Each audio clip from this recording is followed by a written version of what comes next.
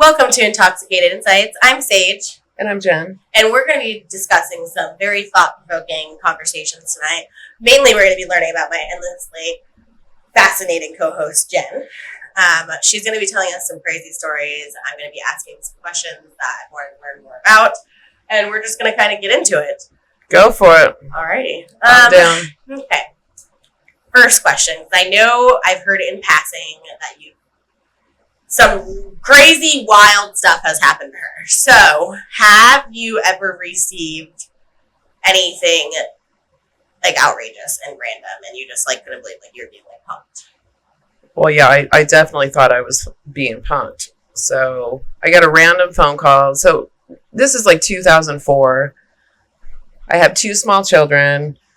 I get this random call from this woman from Utah who's a bank manager telling me that one of my dad's ex-girlfriends has passed away. Oh. And left me and my brother $50,000 each. And so I was like, wait, get out of here. You literally. And you're how old at that point, maybe? Like 2004, so how old were you? That's 20 years ago, so... 27. 26, 27? Yeah. If I could have been handed $50K, 26, 27. It was a lot of money, so I just thought I was being punked. 100%. Yeah. And so she wanted my bank information. Scam. She wanted my address. And so after being on the phone with her for probably about half an hour, I finally was like, all right, I'll give you my address. Whatever. Great. I don't care. And the girl that she was talking about was legit one of my dad's ex-girlfriends. And she was this... How long was she his girlfriend? Only for a year. It was 1986. How much he left you? How much? $50,000. Tax-free. It was a gift. She left it as a gift for me. Smart freaking woman. Yes. And so it was like I said, it was 1986 when she was in my life. I was 10 years old. And was she like a good dad's girl? Because like she wasn't a step parent, but kind of like she was a step parent. You know, just because you don't have like the ring or like the title doesn't mean like that she can take care of you for that year. She did take care of me. I didn't have my mom. What did she? Like you. Yeah. What did she do? Like bought me clothes. I mean, my dad didn't have really good taste. So shout out to single fathers. Yeah. And my brother was good. They played baseball. And he was the coach. Yeah. But I was just kind of left. She decorated my room. She bought me clothes. She was so sweet to me. She was absolutely so sweet to me. And then she just left you. She must have really felt for your situation in order to just leave $50,000 to you. Did you talk to this woman after she broke up, or you broke up with her? Your dad broke up with her? My dad broke up with her, and she told me. She sat me down and told me and said, "You're not going to see me again." Oh no! And it was like, no, you can't do that. You have to take me with you. And she's like, I can't take you with me. I would love to take you with me, but I can't take you with me. I'm like, no. You have to take me with you. And she's like, I can't. And I might have seen her like maybe 1 or 2 more times, but my dad got a new girlfriend and that was that. And so but then 20 years later, she just still remembered you. She passed away. And so when I got the mail, so when I got the mail that the bank manager sent me, she typed out a letter to me and my brother explaining why she left us money and how much. Do you have the letter? I do have it. You have to read us the letter. Do you really want me to read it? Of course. I mean, if you can handle reading the letter. I can. All right. You have to show the letter. All right. It has cute little like. Wait, show the other side. Oh my god! It's Shirley. So cute. Again, when I'm 10, I'm fucking. Oh, sorry about that. Okay. I'm 10 years old.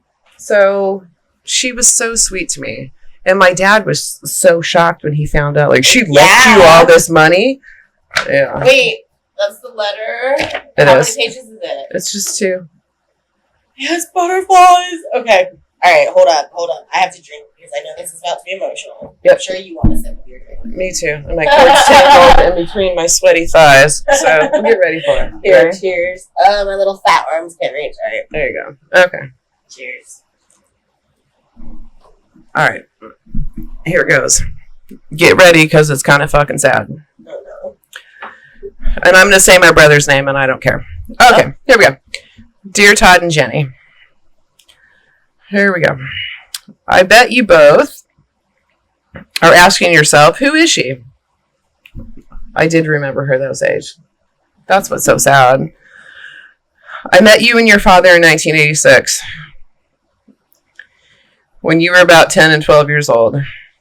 Man, that makes me sound old. You each made a remarkable impact on me. You were both great kids. You were friendly and made me feel welcome in your lives. It was a time when you had a Sheltie named Panther and a big cat named Chucky. We have a cat named Chucky together. You'll see him soon. He's sweet. Yeah. Jenny, your father still calls you Snooky. Way before that was a thing, 1986. Yeah. Okay. You wanted to be an actress, and you wanted to own a pink Ferrari. Todd, I saw you hit your first home run in Little League, and you enjoyed playing with your remote-controlled boats and trucks. We went to SeaWorld, your family condo at Lake Tahoe at Thanksgiving. We took a trip up the coast to Hertz Castle, Knott's Berry Farm. Todd, I remember when we ate dinner on the Queen Mary. You were quite a gentleman. You pulled out my chair for me when we sat down. I even remember what you ordered, a bacon cheeseburger. Oh my God. She pays more attention than any parent. Oh, it gets sadder. But I'm warning you. Do you remember when we went to Universal Studios? Both of you and your father volunteered to act in a melodrama. Jenny, you played a cowboy and stuck your tongue out at the audience. That reads. Todd, when we went to Circus, here we go, I'm going to lose it. You won a little stuffed lion for me. I still have it. Jenny, when you went to camp, you made me a wall hanging out of a pie plate. I still have it too. Jenny, do you remember when the Japanese exchange student stayed at your house? That was bad. She didn't stay for very long, obviously. Anyways, we had lots of fun times together. Do you remember me now? So thanks for letting me be a part of your family, at least for a little while. It's okay. I'm crying. It's okay. I never had any children of my own. But for that 1 year, you made me feel like I was a part of your family. Oh my God. Okay. It's okay. I'm literally... We have no tissues. We didn't prepare. Sorry. I'm going to get through it. I'm almost done. Okay. I moved back to Salt Lake City in 1991. I fell in love with two wonderful little white poodles named Brandy and Zombie. I had a kidney transplant in 1992. This gift of life gave me many extra years so I could enjoy this amazing world. I had a good life. Oh. I would like to make your life a little easier. It's okay. I'm sorry. And more secure. No. I pray you both have wonderful lives. Shirley Norton. P.S. Jenny, please don't buy a pink Ferrari. Surely she didn't buy it. She hasn't bought it yet. Anyways, oh my God, I forgot I have mascara on. But if you really want one, buy it. Wow. Yeah. Wow. And I would just pat your tears. I don't have any. Wow. That's okay. That's a tear jerker for sure. And that was a literal angel on earth. Because, like, you guys obviously don't know her, but I know some of her childhood. We both had very, I don't know. I feel like we haven't, have you had an all American average childhood? I feel like it hasn't been that way for either one of us. So it's like, for someone like that to come into your life and literally be like an angel on earth. It's kind of what you are to me, to be honest. I know it took 31 years for me to get here, and you met her at 10, but hopefully I have you forever. And well, I didn't have her. I know. Our mascara, yeah, there you go. Is it mascara? No, you're good now. You're good now. I don't want to look like Alice Cooper. No, you're good. You're good now. Okay. You're good now. No, I really feel like after she left, because I was so close with her, that my whole life just kind of just took a nosedive. Big time. You were 10 at that time, so how did your life... I was 10, and then she was gone at 11, and then my dad met his new girlfriend, which is still my stepmother. Well, at least nailed one. Yes. Not really. But no, I mean, I was a terrible kid. I mean, after all of that happened... So why? Why were you don't think you had an average all-American childhood? You think it was like... No, it was messed up. Like, what do you mean it declined from the moment she left? Like, how? Well, I started skipping school. I got arrested multiple times, and I was 12 years old. So you kind of do the math of how that messed me up. 100%. And then getting that shit 100%.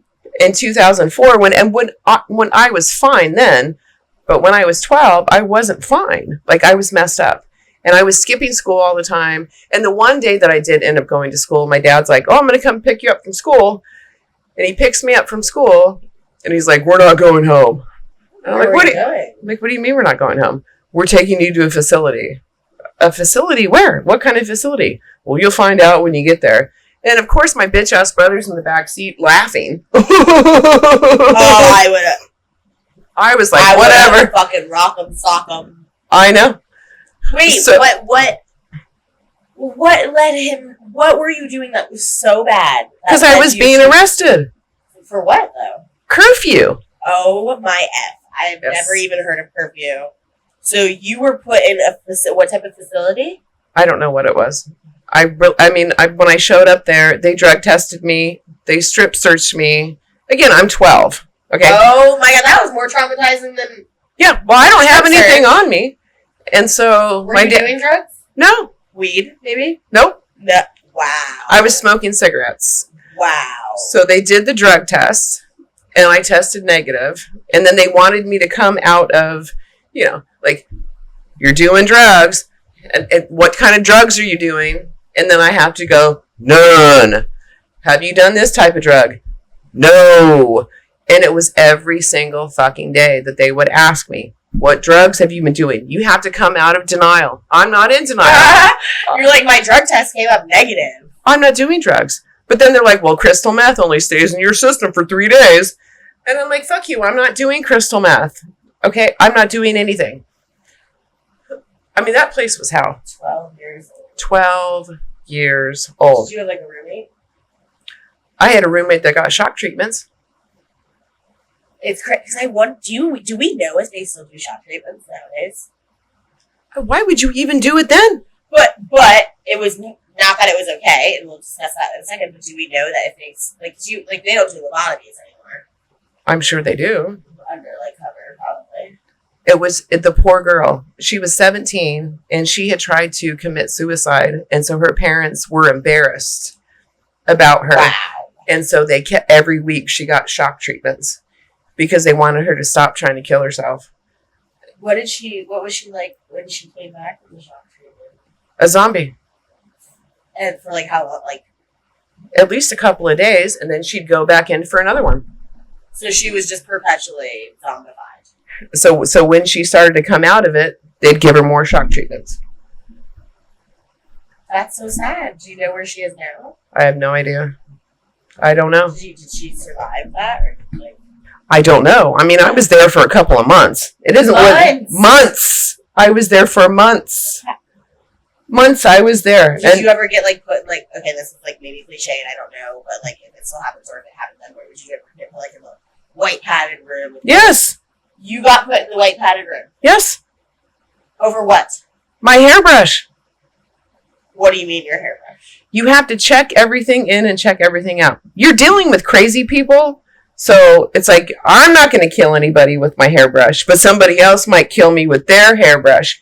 So you have to check everything in and out of this locker that's locked up. So I went and checked out my hairbrush and had my hairbrush and I didn't turn it back in. And I was walking back down to turn it in and I'm thinking, these people are fucking nuts. I'm 12. They're like Literally. 15, 16, 17, and I'm just a child. I'm going to keep my hairbrush. Well, that wasn't accepted. I had to give back the hairbrush. I didn't want to give back the hairbrush. They tackled me, put me in a straitjacket, tackled me in the middle of the hallway in front of everybody.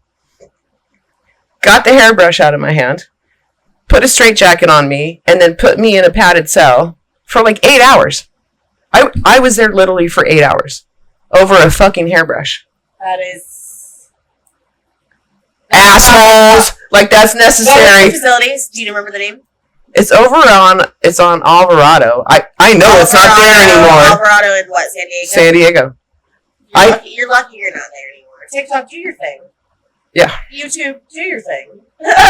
I'm sure it's closed. I'm sure it's fucking closed. Paris Hilton kind of went, not kind of, she went through the exact same thing. She was like, her parents like extracted her from her bed, like via kidnapping, and she ended up at like a ranch. I know yours was like a facility, but she ended up at like a ranch and like broke her arm. Like just tons of. Go watch the Paris Hilton documentary because truly, I haven't seen amazing. I don't know. You think she's like this, like hey. She's not. That's her fake voice, and she's like so strong, and it like reminds me so much of you little blonde, blue-eyed pop star girls over here. But that's not Jesus. me. So did your parents not like keep, or did your dad? Because I know we'll get on a whole other episode of your mom and mine. I'm gonna get into that, but like, did your dad try to put you in any activities outside of everything, like just to keep like before the facility? Did he try to put you in any activities to keep you from going and doing stupid things? You know what I mean? After Shirley left, there was no free babysitting. Oh, so he left you with her all the time? Yes. And so he decided to sign me up for Girl Scouts with these fake little shitty ass kids. Okay? Okay, mate. We love Girl Scout cookies, but in your experience, yes, they were fake little shitty ass kids. Let's just say that before we get attacked by the Karens of the internet. No, stop. Well, and of course, the Girl Scout leader, mom, and the girl that was the Girl Scout leader, like she would sit and eat her boogers. Like nobody was friends with her. She would sit and eat her boogers. And so nobody would hang out with her. And of course, that's where I would have to go. Is I have to go to her house after school. And she's the Girl Scout leader and this and that. And I told my dad, I said, I really don't want to do this. I really don't. I don't blame you. I never did Girl Scouts. I was never interested. It was horrible. I just wanted to hang out at the baseball field. I feel like it'd be so politics. Like at that age, you know? Like not in the 80s. Patty. Oh. They were just bitches. Those little bitches. I didn't like them. I hated all of those girls. I wasn't friends with any of them. So I told my dad, I said, fine. You know what? You want the free babysitting? I'll do it. Okay? But I want to be the cookie winner. I want to beat the cookie winner. I want to beat all those bitches in the cookie sales. Because, you know, it was just like the one part of the year where you sell cookies. Yeah, where they're like Albertsons and shit. So, well, I didn't sit at Albertsons. I didn't need to. Those little bitches did, but I still fucking beat them. Okay, wait, how did you beat them? So I told my dad, I said, fine. I said, I'll do the Girl Scout thing. You do your thing, but I want to sell the most fucking cookies. Yeah. Okay? And so he said, fine. I don't want to hear you complaining about it anymore. You're going to go and do it. Whatever cookies you need me to buy, I'll buy. I said, fine. I just didn't want to be in the Girl Scouts for the next year. I was stuck. I was stuck for that year, but it's like, I do not want to do this 2 years in a row. So I'm going to get out of this, and I'm going to manipulate the shit out of you. At how old were you when you manipulated? 12. Oh, I was 11. Nice. It was after Shirley left. Yeah. Okay. So here comes cookie time. Okay. And it's like, I'm not even going to make an effort to sell any cookies because I'm just going to stick it to you because I don't want to do this shit anymore. I don't want to do it. So I sold, I don't know, maybe a couple boxes of cookies. I didn't sell that many. Yeah. Well, needless to say, my dad had to buy 36 boxes of cookies. Oh my God. What was the price back then? Do you remember? Probably like $2. Now they're $6. Yeah. Inflation. So he bought 36 boxes of cookies, and I was the winner, obviously. And so it's like, do I have to be a Girl Scout next year? Because next year, these bitches really are going to try and beat me. Yeah. They're going to go hard on me because they don't like me and I don't like them. Do I have to be a Girl Scout again? Because you're going to have to buy more cookies. And he's like, nope, you're not doing Girl Scouts again. But the funny thing is when a couple years ago, he moved. You manipulated me. Oh, I did. And I won. 100%. And so a few years ago, he moved and he came over with stuff that he found that was mine, that was just kind of left at the house. And he had the cookie ordering form that he saved because he was so fucking pissed. Like, he was pissed at me. He was so pissed. No, wait, do you have it? Do you have it? Yeah, I do. I have it. I framed it. No, you have to show. You have to show. I framed it. It's so good. Okay, no, I have it. Oh my god. It's so, and it's like from 19. But let me see this. Hold on, I have to look at this. And read it. Read how funny it is. And look at Joe Houston at the bottom. 6 boxes of cookies. Literally 12 Thin Mints, 12 Scott teas. Are those? Do they still exist? I have no fucking idea. I don't know. And Golden Yangles. Yes. We have to zoom in on this. Look at this crazy. Holy crap! That's actually insane. Okay, first of all, my dad. I was a junior Olympic volleyball player, and he never even came to a damn game. And your dad saves cookie sheet, like he saved it. That is the cutest thing I've ever seen in my life, actually. Well, he got played. I think he got played 100%. Yeah, 100%. Okay, so obviously your parents weren't that great. No offense. Neither were mine. Not a lot of parents are. Their first time living, but did your my grandparents stepped in. My grandparents took care of me. My grandparents took me in. I lived with my grandparents. Did your grandparents step in at any point and help? No. Neither side. Neither dad's side or mom's side. Okay, well, my dad's dad was dead when I was born. And his mom, she passed away when I was 10. Were you close with her, though, at that point? I was close with my dad's mom. So it seems like everything took a point in a head at about 10 for you. Between 6 and probably 12. Yeah. The shit hit the fan. But no, my mom's parents didn't like me. So they would not allow me in the house, even as a small child. A child? Yeah, I was what probably do you not like about a child? I was probably 2. I don't understand how you could dislike a child. They would not allow me in the house. You have a brother. Were they close with your mother? He's a bitch. They babied him. I'm sorry. They babied the shit out of him. So he was allowed in their home. He lived in their home. Another podcast where I lived in a house. Say about families? You can't spell family without lies. Wow. Family really be your first enemy. I'm not even kidding. It has been. Yes. Really, for both of us. For both of us. So it's so you were a child. Your brother was living. Who were you living with at this point? When he lived with my grandparents, me and my mom were living in the house behind my grandparents. So you lived close to your grandparents? Right behind. The house behind your grandparents. Yes. And they did not allow how old were you? 6? You said?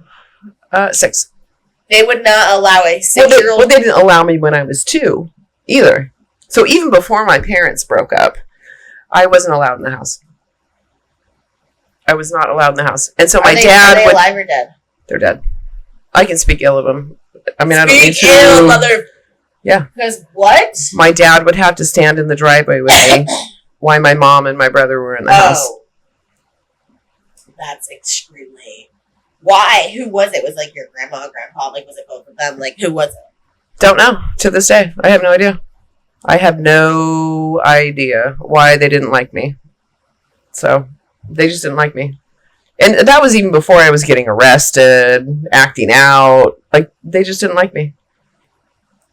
I just can't believe that. Because it's usually, I felt yes, my mom left. Your mom left. You know what I mean? Yeah.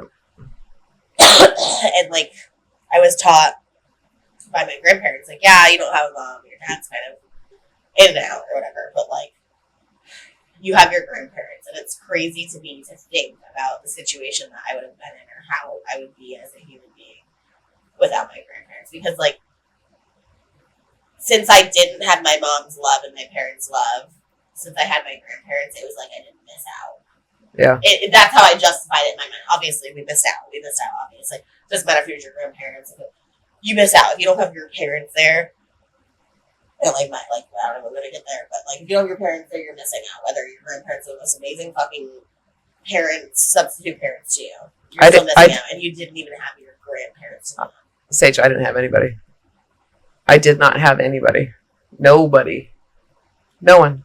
I had my mom when she came back into my life, but that was a whole dysfunctional though. Like, yeah, that's a whole podcast episode right there with all of that. But I did moms are not supposed to be your best friend and encourage bad behavior. You know what I mean? No, I didn't have anybody. And that's just really sad. It was sad, but you know what? You can stick your drink up right now. I'm about to pour a shot. Let me put this mic back, because where are you now? You're happily married. You live in a beautiful home in San Diego. You have a ride or die best friend now. I'm not going anywhere. We got in our first fight the other day, which was adorable, by the way. She was all flustered. I kind of liked it. Well, I just let it all hang out.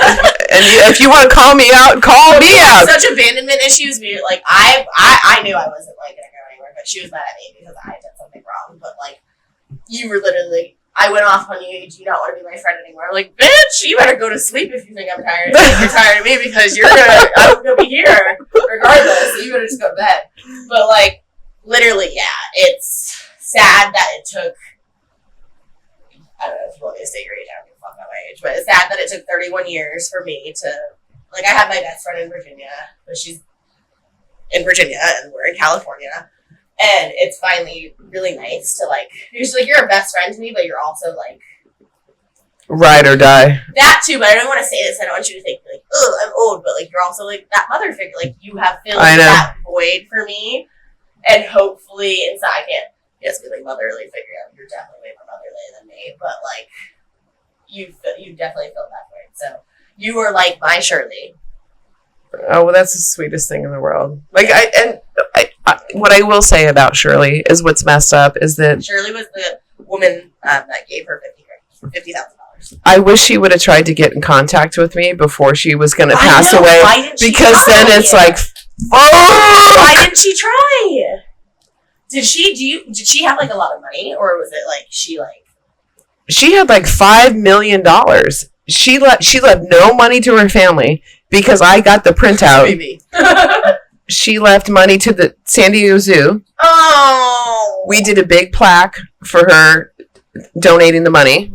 You can go and see it. It's still there. And then she also did Operation Smile for all of those kids, and left like I think it was like $2 or $3 million to Operation Smile. Excuse me, I'm choking. Are you going to sneeze on me again? That's when I was braiding your hair. Yeah. Well, this is just touching a little bit for you guys, like on Jen, touching on you. This is just touching a little bit on her life. There's so much more to both of our lives. I was honestly thinking about writing a tell-all book, but just talking and opening our fucking mouths is way, way better. So I just want to say thank you for this really insightful episode. I'm sure everyone will enjoy it.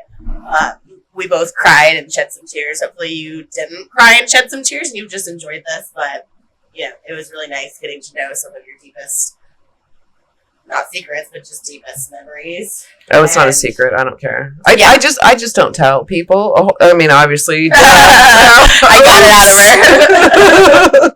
Just talking to you. But, yeah, it's fucking... I mean, I have more crazy shit. So do you.